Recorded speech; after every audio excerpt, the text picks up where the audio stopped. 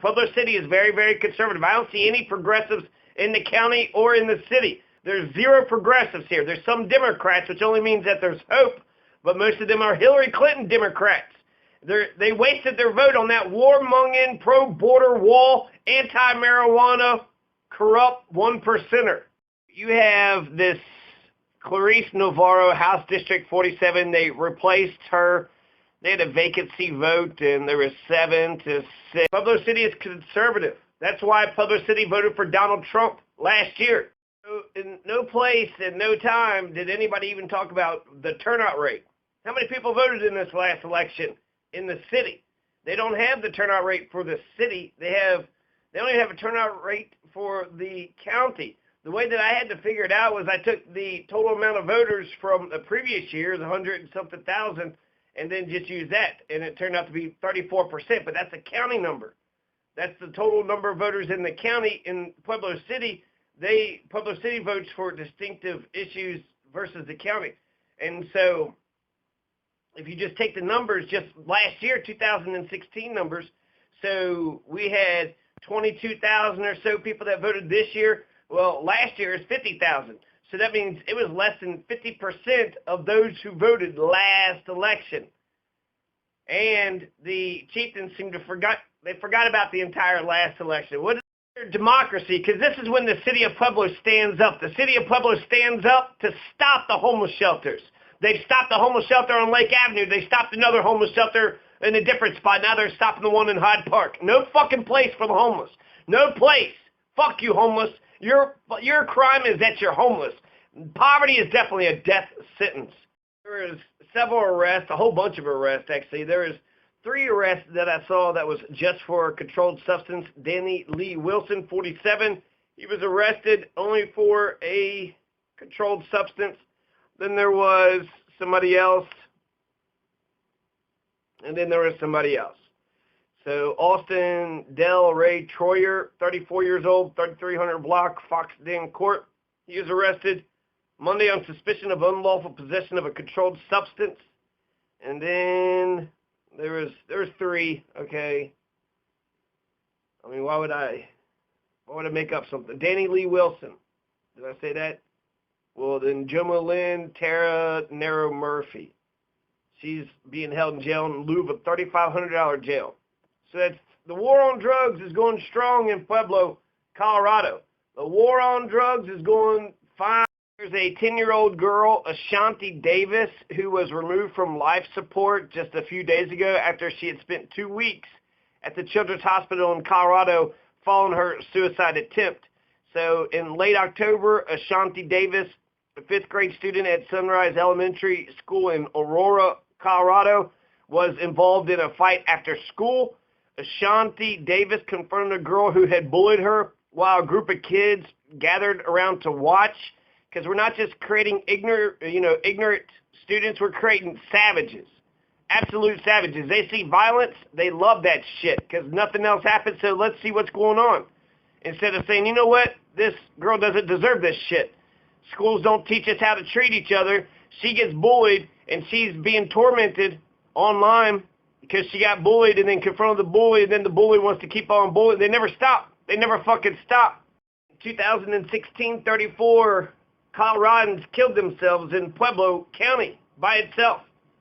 Pueblo County saw 34 adults kill themselves. This year, we've seen almost a dozen kids. And none of these stories say who the kid's names is. And since nobody else will defend them, they are defenseless, right? Not only are they kids, but now they're dead. So I'll go ahead and blame everybody that needs to be blamed. Because they're a kid, if you kill yourself, you saw no hope at the end of your tunnel. Zero. No light. No light at the end of your tunnel. Well, whose fault is that? That's everybody's fault. That's everybody's fault in that kid's life. That's your church, that's your school, that's your parents, that's your political system, that's your community, it's the capitalist culture, it's everything.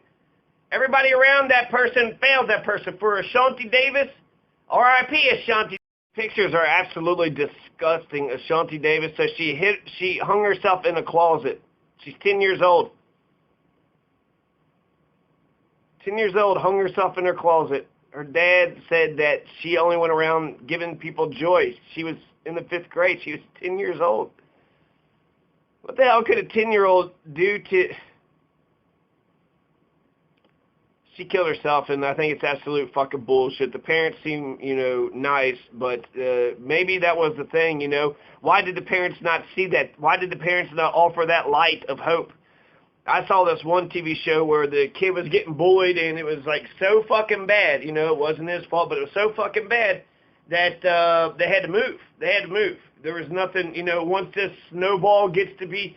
Were these parents prepared to move? And I'm not just blaming them. It's clearly the people that bullied them, the kids that bullied them online. And I'll just let the golden rule guide me. Do unto others as you have them. So if I had been bullied in school to where it drove me to suicide, yes, I did want somebody to give a damn, but I guess once I'm dead, I don't, I wanted, you have a rescue fantasy, right? You want someone to come save you. Nobody saves you.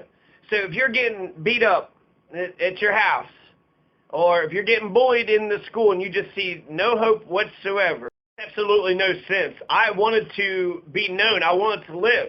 And so if I had, I saw no hope whatsoever. They won't print my name. They won't print who I am. They won't talk about my legacy. They won't talk about justice. In fact, because I'm a minor, they'll say that they're protecting me by not mentioning my name whatsoever. Since I have no contractual authority, they won't even mention my name. And they won't, they'll protect the bullies too. Well, they were children too. They were kids. Kids will be kids. So we're actually protecting the bullies. We're protecting the bullies. We're keeping their name wasn't mentioned in this. Why did Ashanti Davis die? Because of those fucking bullies. Who are they? Does anybody know? Well, are we going to stop these people from being fucking bullies? Are we going to stop the oppression in our public high schools? Are we going to stop the dog-eat, dog capitalistic bullshit? Slobodan Praljak drunk a vial of poison in the Hague courtroom on Wednesday upon the confirmation of his 20-year jail term for crimes committed during the Bosnian War between the years of 1992 to 1995.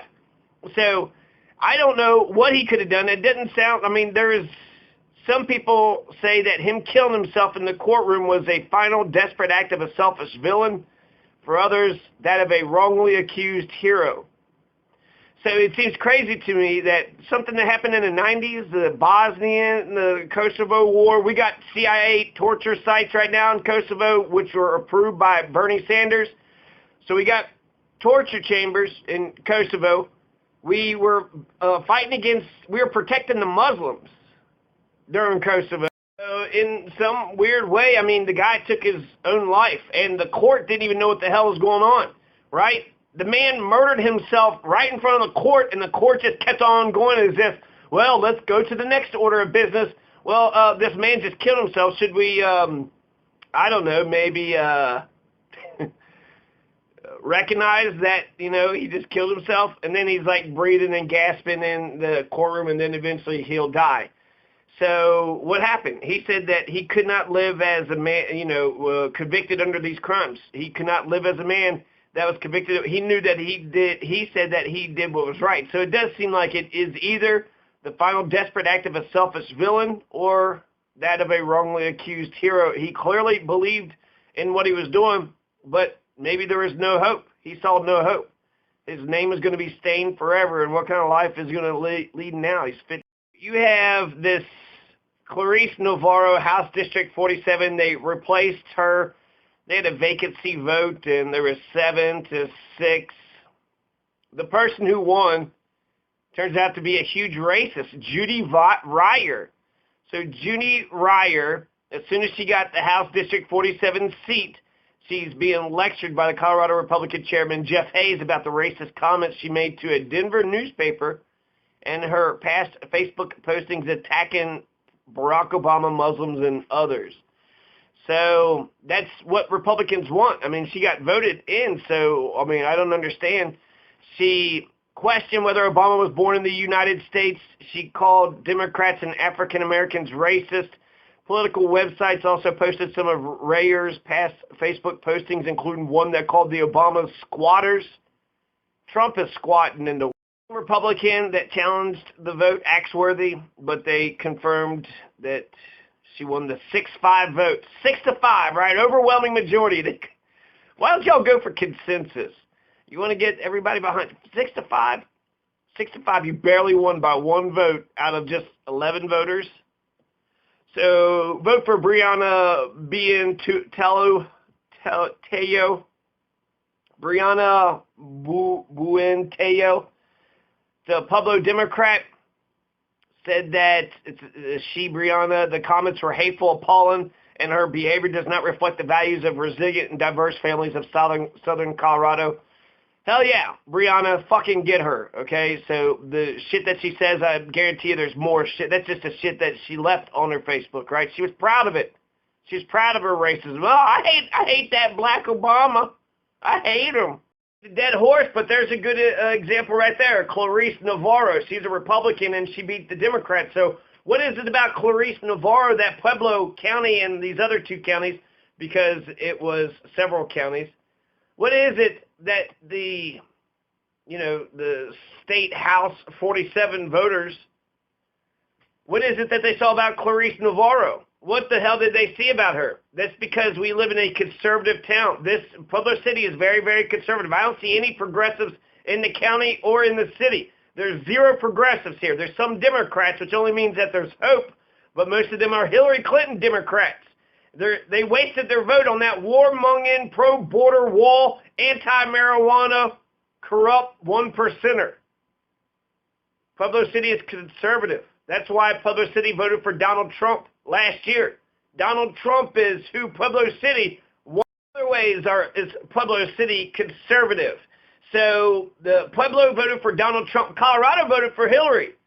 So the state is lesser of the evils, but Trump, they voted for Trump here, 390. This is supposed to be a mixed Hispanic and white working class town, and yet Donald Trump won.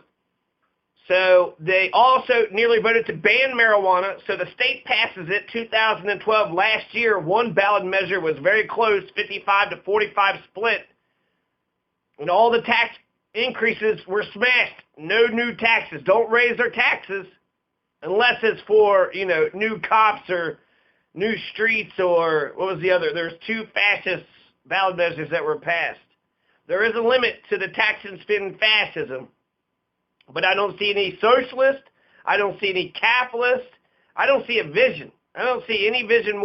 Also, no homeless shelter. No homeless shelter. So, what an uncaring, selfish, unchristian society. Bob Schilling said none of the churches came forward. None of the churches came forward. Bob Schilling is the one that's being quoted on this as if he's the one that gives a damn.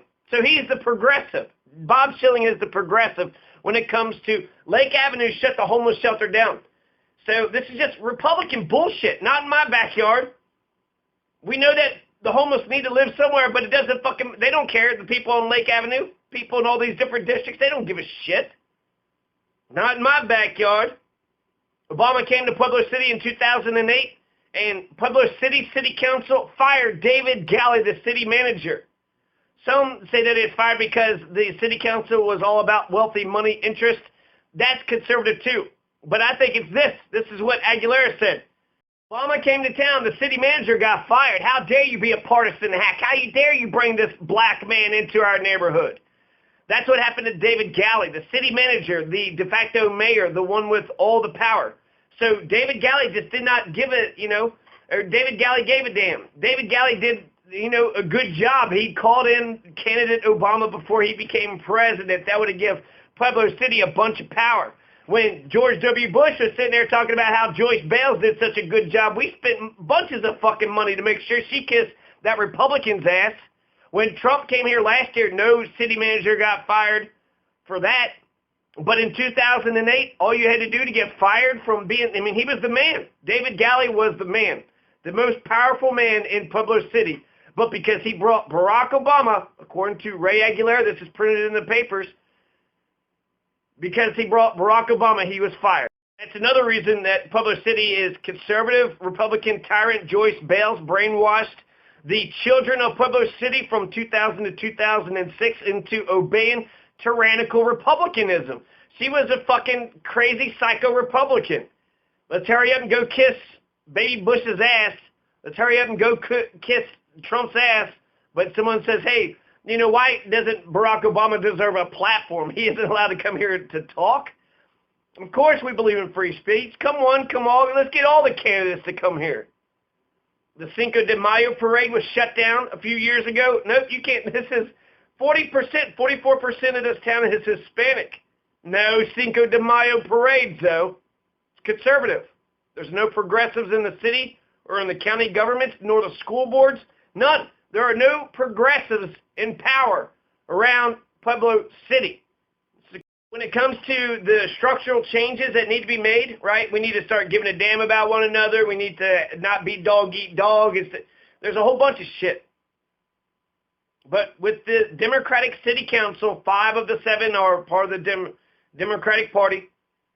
We're going to see the status quo carry on. And so the Hillary Clinton Democrats are going to consolidate and institutionalize the police brutality and the poverty and the homelessness. They already have.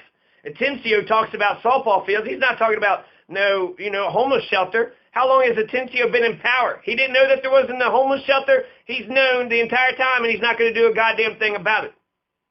We're going to see more suicides.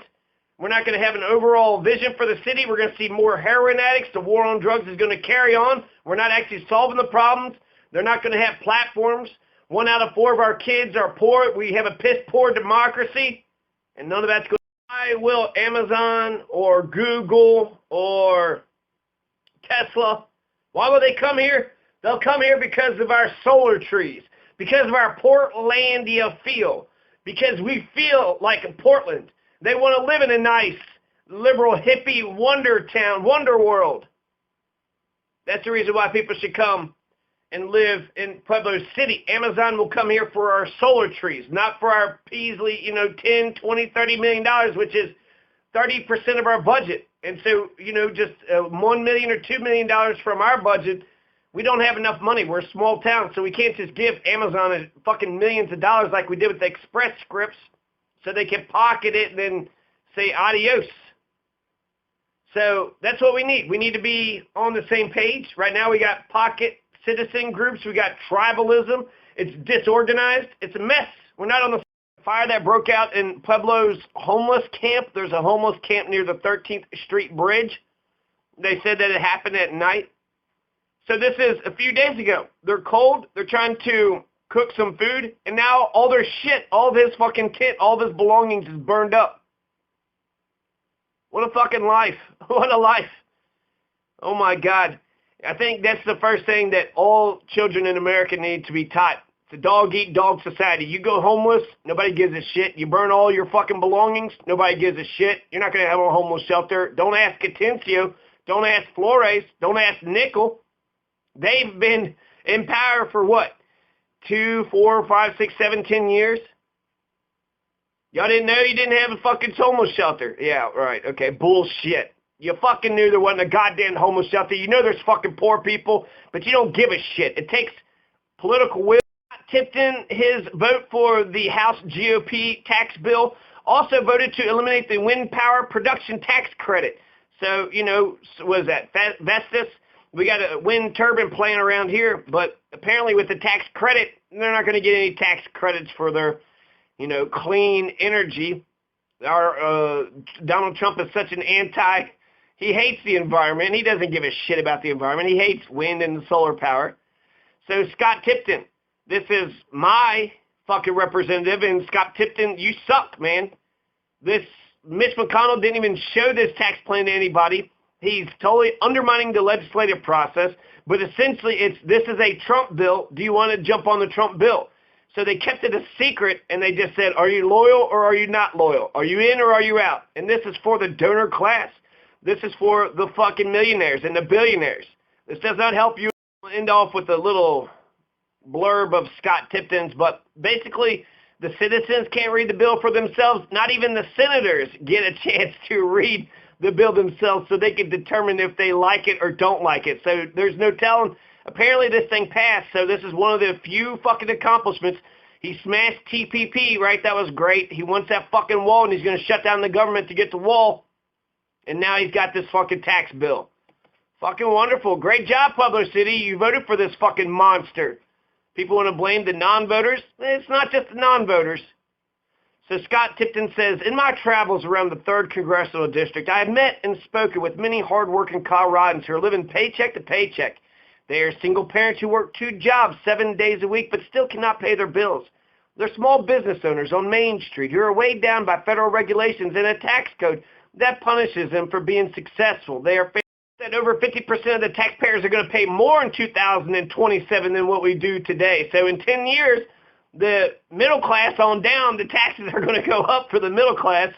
But for the wealthy, for the rich, that's all they really give a shit. Scott Tipton is rich. He's got $6 million in the bank, so he's a millionaire. He's out of touch. He doesn't know what middle class is. He's got $6 million. So Trump and his family would save over $1 billion with the House bill.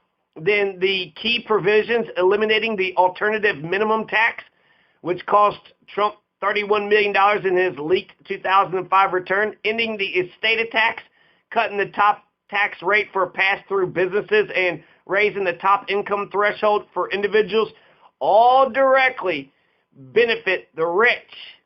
This is for the rich. This is for the donor class. The bottom 40% is going to be Laura's Frank. She's like, wait a second, what? There's a warming shelter for the homeless coming around my neighborhood? No, we don't need that. And so hundreds of people came together to, change the location of the shelter. It's paramount to have that kind of public input. So Steve Noraki is like, I feel we're done with the West Side. Oh, I guess the West Side, they're too rich and powerful to have a homeless shelter there. So the shelter will no longer be at the Hyde Park Community Center. It was, 10 fucking degrees last night? Is anybody surviving? Is that the plan? That's the plan, isn't it? Pueblo City, Steve Noraki.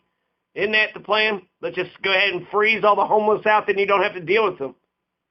These are Democrats. These are the Democrats that's doing this. And they're ignoring it. They've been ignoring homelessness, and they will continue to ignore homelessness because they got fucking food, and they're hobnobbing with Petco and wealthy people. What the fuck can the homeless person do for them? Democracy, because this is when the city of Pueblo stands up. The city of Pueblo stands up to stop the homeless shelters. They've stopped the homeless shelter on Lake Avenue. They stopped another homeless shelter in a different spot. Now they're stopping the one in Hyde Park. No fucking place for the homeless. No place. Fuck you, homeless. Your crime is that you're homeless. Poverty is definitely a death sentence. Of Anthony Adamanowicz, the President show, he was essentially saying that it's not going to stop. It's not going to stop. He's going to keep on being a fucking belligerent asshole. He's continuing to be a brash. He said recently our president said that he really loves first-rate pussy. Nothing like first-rate pussy. Could you imagine if Barack Obama said that? God, he just wants some of that first-rate pussy.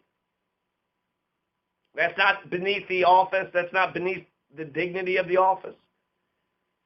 So the Anthony Adamanowicz, he said that we need more direct action campaigns. We need to actually get a candidate that truly represents the working class values, not a hustler, and that we could even use Make America Great Again, because Donald Trump has ruined this country. So come on, America, let's actually make America great again. Let's make it a great, before Trump fucked everything up, Pueblo City is conservative. That's why Pueblo City voted for Donald Trump last year.